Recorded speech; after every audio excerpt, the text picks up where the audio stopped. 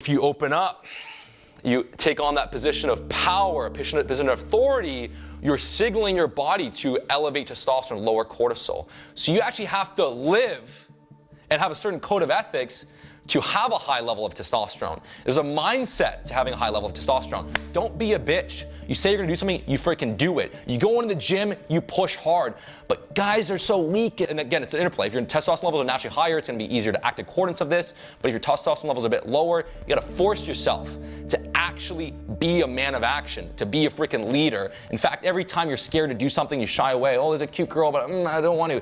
You think your testosterone levels are gonna be high when you fucking can't take action, you can't take a step. So you need to become that person that is that leader. You need to become that person that isn't scared to take up space. You need to become that person that says it's gonna do something, they do it. They crush the weight, they hit the PR, they get excited. One thing that happens as you get in a relationship, you get married, it's very common, the trend is testosterone levels come down a bit.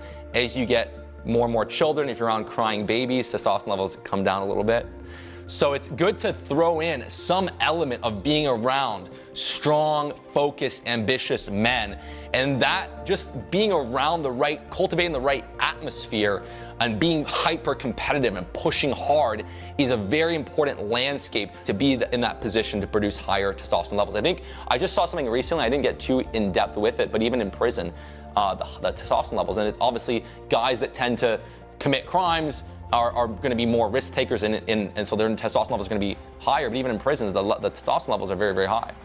Whereas if you're a guy that's around women and babies all day long, your testosterone level is going to come down. So there is this interplay in the environment. So you have to actually, and when I talk to guys that struggle with low testosterone, their mental model is so off, you know. And here's the one big thing that you want to take from this.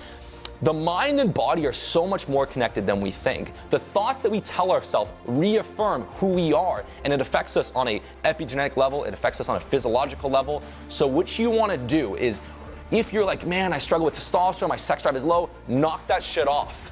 From right now, your testosterone levels are fucking high.